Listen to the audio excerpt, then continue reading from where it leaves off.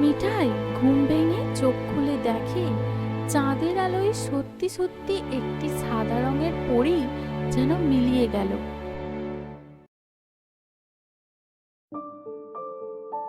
মিত্তির বাড়ির ছোট মেয়ে মিঠাই, 5 বছরের পুচকে একরত্তি মেয়ে।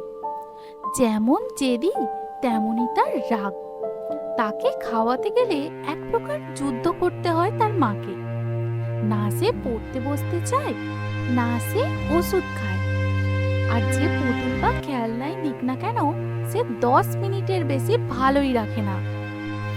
না, খাবো না, খাবো না, খাবো না, খাবো না। না মা, এমন করে না, খেয়ে নাও সোনা। এই ওষুধ না খেলে জ্বর ভালো হবে কি করে, তুমি সুস্থ হবে কি করে? খেয়ে নাও মা, সোনা মা আমার। না, আমি খাবো না। ওষুধ দে তো, ওই তিতো ওষুধ আমি খাবো না।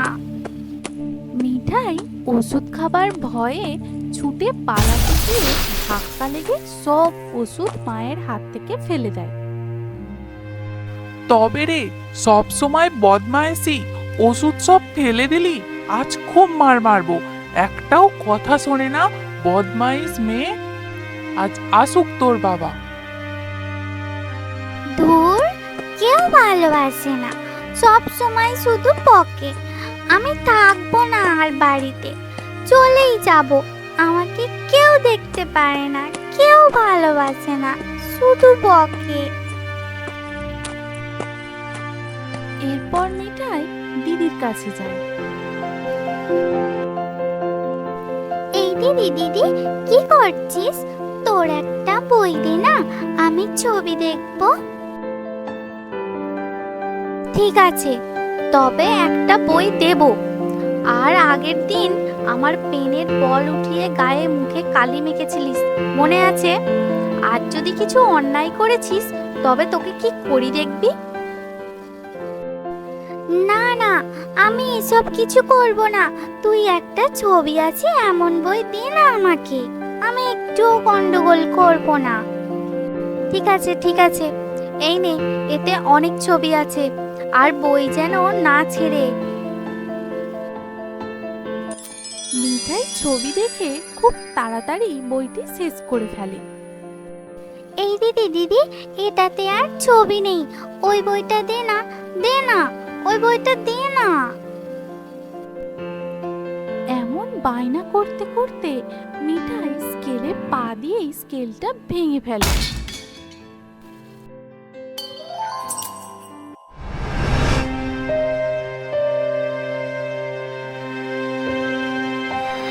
আজকেও স্কেলটা ভেঙে দিলি? যা এখান থেকে, যা, সব নষ্ট করে দিচ্ছে আমার বইপত্র, পেন খাতা। তুই যা এখান থেকে। আমি কি ইচ্ছে করে করেছি নাকি? হয়ে যায় তো, আমি ভাঙতে চাইনি ওটা। আর মায়ের ওষুধটাও ফেলতে চাইনি, পড়ে গেল তো, আমি কি করব? খালি বকিস কেন সবাই আমাকে তোরা? যা, আমি কথাই বলবো না আর কারোর সাথে। মিঠাই কাঁদতে কাঁদতে চলে যায়।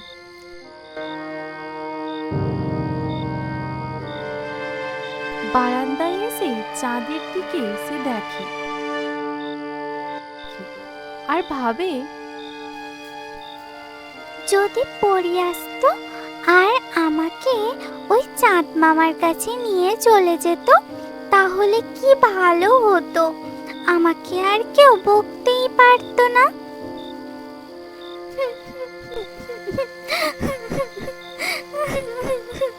সবাই বকে, কেউ ভালোবাসে না।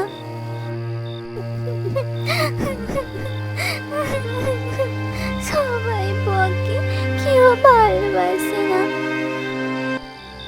এরপর সে কাঁদতে কাঁদতে ঘুমিয়ে পড়ে।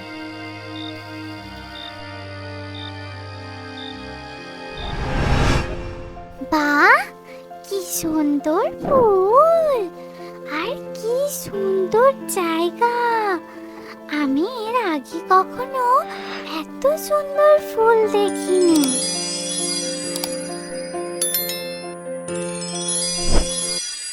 কি মিঠাই, এই ফুল তোমার পছন্দ? তুমি নেবে? কে তুমি? তোমার ডানা আছে, মানে তুমি পড়ি?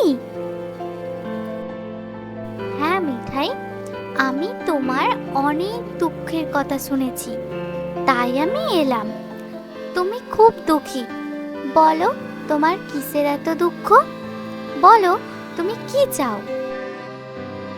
তুমি যা চাও আমি তোমাকে তাই দেব। তুমি খুব ভালো পড়ি, জানো তো আমাকে সবাই বকা দেয়, কেউ ভালোবাসে না। সবাই বলে আমি অন্যায় করি, বদমাইশ করি, আমি বাজে। তাহলে আমি কেন ওদের কাছে থাকবো? আমাকে তুমি তোমাদের দেশে নিয়ে চলো, আমি থাকবো না আর এখানে। ঠিক আছে, তোমাকে আমি নিয়ে যাব, তবে এখন নয়, 1 সপ্তাহ পর। তবে ততদিন তোমাকে লক্ষ্মী মেয়ে হয়ে থাকতে হবে। মার কাছে ভালো মেয়ের মতো ওষুধ খেতে হবে। মা খাওয়ালে ভালো মেয়ের মতো এক জায়গায় বসে খেয়ে নিতে হবে। কিছু ভাঙলে হবে না, যত্ন করে রাখতে হবে বই খাতা। আর দিদির কাছে গিয়ে খাতা বই ছিঁড়লে একদম হবে না। স্কুলে গিয়ে কারো বইপত্র ছিঁড়লে বা মারামারি করলে বন্ধ সব। আর ঠিক সময় নিজের পড়াশোনাটা করতে হবে। বলো তুমি 1 সপ্তাহ এমন করে থাকতে পারবে? তাহলে আমি তোমাকে নিয়ে যেতে রাজি আছি। এত কঠিন? ঠিক আছে, আমি 1 সপ্তাহ ভালো মেয়ে হয়ে থাকবো। ঠিক আছে, তবে 1 সপ্তাহ পরে আমি আবার আসবো।